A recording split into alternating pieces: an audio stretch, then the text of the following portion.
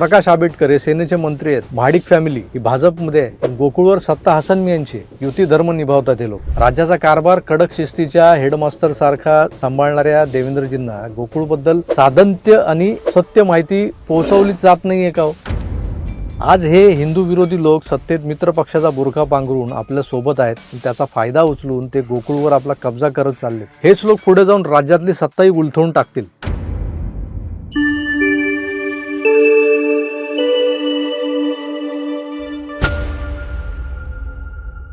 आज खरं तर आहे बकरा ईद.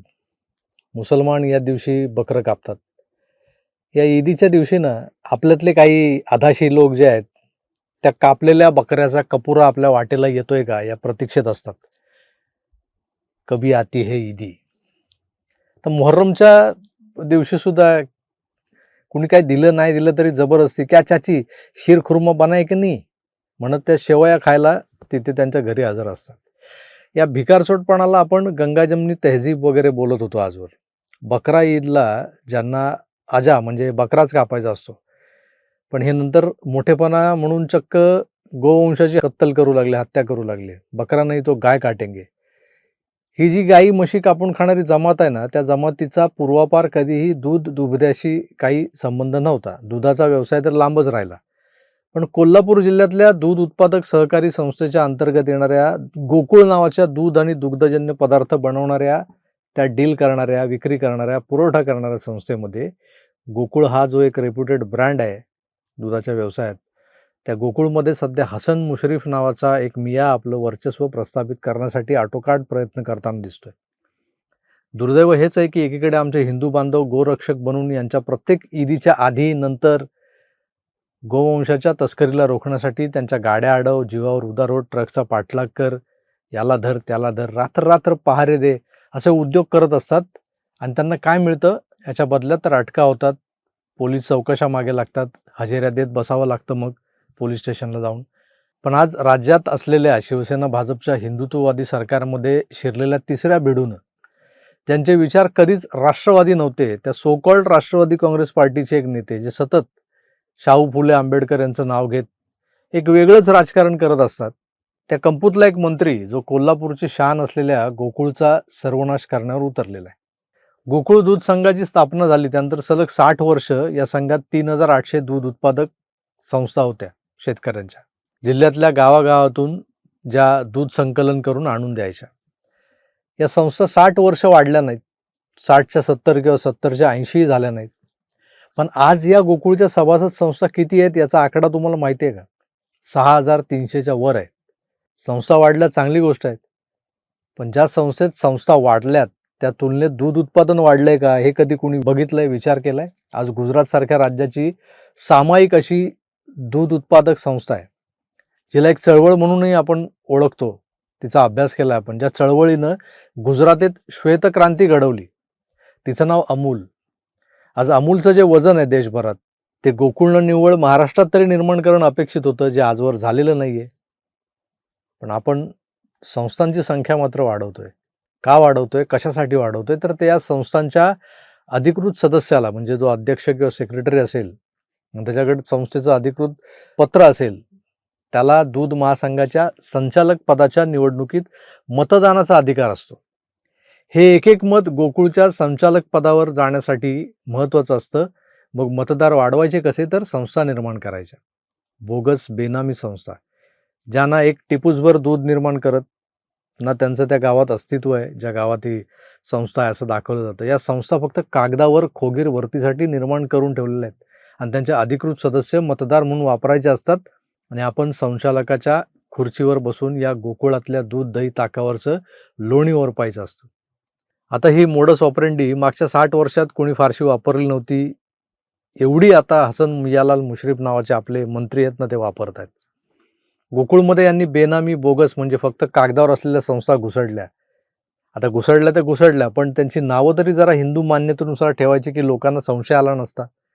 पण हसन मियांनी आपल्या संस्थांची नावं बघा काय ठेवली आहेत, स्क्रीनवर दाखवतोय मी.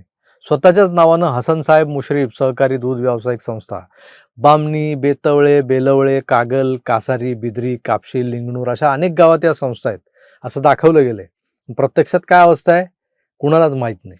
आता फक्त स्वतःच्याच नावाने नाही, तर मग सौभाग्यवती सायरा हसनसाब मुश्रीफ, साकिनाबी मियालाल मुश्रीफ, नावेद हसनसाब मुश्रीफ, अशा जिथं जिथं कुठे कुठे हे मुश्रीफ मुश्रीफ मुश्रीफ असं असेल, अशा नावांचं आपल्या नातलगांच्या नावे तब्बल 45 संस्था आहेत कोल्हापुरात. त्यांच्या गाई गुरं कापून खाणारे हे लोक, यांचा काय संबंध हो दुधाच्या धंद्याशी? पण गोकुळात बागडायचं, इथल्या दुधावरचं भ्रष्टाचाराच्या घुसळणीनं निर्माण झालेलं लोणी रापायचं, म्हणून हा आटापेटा. जेवढ्या संस्था तेवढे मतदार. मग गोकुळ हडप करण्याच्या षडयंत्रासाठी हा एक प्रकारचा संस्था जिहाद नाही तर काय आहे? या संस्थेच्या अनागोंदीवर सरकारकडून प्रशासक बसवणं अपेक्षित होतं. जर का प्रशासक आला असता तर एक एक वही, एक एक खातं तपासलं गेलं असतं आणि कोणत्या संचालकाला घर बसल्या किती मालमलिदा पोचता केला जातोय दर महिन्याला हे उघड झालं असतं. म्हणून प्रशासक नको असा घोषा लावत कोर्टापर्यंत, अगदी सुप्रीम कोर्टापर्यंत यांनी धाव घेतली. का नको होता प्रशासक? तुम्ही जर साफ स्वच्छ संचालन केलंय या जिल्हास्तरीय दूध उत्पादक संघाचं, तर मग का विजार फाटायला लागली मागून तुमची? इथं कोविडमध्येही पीपीई किट घालून संचालक मंडळांच्या निवडणुका घेतल्या गेल्या होत्या. त्यावर मी एक व्हिडिओ केलेला आहे एक 10-15 दिवसापूर्वीच. काहीही करा पण प्रशासक नको. निवडणुका घ्या, आम्ही बोगस संस्थांच्या अधिकृत सदस्यांचं मत मिळवून निवडून येतो आणि परत गोकुळचं लोणी खायला बसतो. हा यांचा अजेंडा आहे. या महाभागांचे जवळचे लोक गोकुळमध्ये नोकरीला आहेत, पेरोलवर गोकुळच्या, पण कामं मात्र कोणाची करतात? तर घरची धुनी धुत असतात, भलतीच कामं करतात. ते कधीही नेमणूक झालेल्या पोस्टवर काम करताना दिसत नाहीत. त्यांच्यावर कोण आक्षेप घेणार? समर्था घरची श्वान नाही का ती? मुश्रीफांच्या पीएचं जावई जो चंदगड तालुक्यातल्या एका गावात राहतो, तोही गोकुळच्या पेरोलवर आहे. काम कुठे करतो माहीत नाही, काय करतो माहीत नाही. संस्थेला याचा फायदा शून्य. जवळपास 100 मुसलमान कर्मचारी या दूध संघात घुसडले गेलेत मुश्रीफांमुळे. आधी नव्हते. काय संबंध काय मुसलमानांचा या संस्थेशी? तरी घुसडले गेलेत. आता हे कुठून आले? तर मियांची कमाल आहे. गोकुळमध्ये प्रचंड मोठा भ्रष्टाचार हा संचालक मंडळातल्या सर्वपक्षीय नेत्यांनी करून ठेवलेला आहे. तो जर का बाहेर आला ना तर तोंड लपवायला जागा राहणार नाही, यात जातील हे सगळे. म्हणून सगळ्यांनाच गोकुळवर प्रशासक नको आहे. प्रकाश आंबेडकर हे सेनेचे मंत्री आहेत, महाडिक फॅमिली ही भाजपमध्ये आहे, पण गोकुळवर सत्ता हसन मियांची आहे. युती धर्म निभावतात हे लोक. राज्याचा कारभार कडक शिस्तीच्या हेडमास्टर सारखा सांभाळणाऱ्या देवेंद्रजींना गोकुळबद्दल साधंत्य आणि सत्य माहिती पोहोचवलीच जात नाहीये का हो? आज हे हिंदू विरोधी लोक सत्तेत मित्र पक्षाचा बुरखा पांघरून आपल्या सोबत आहेत, पण त्याचा फायदा उचलून ते गोकुळवर आपला कब्जा करत चाललेत. हेच लोक पुढे जाऊन राज्यातली सत्ताही उलथवून टाकतील.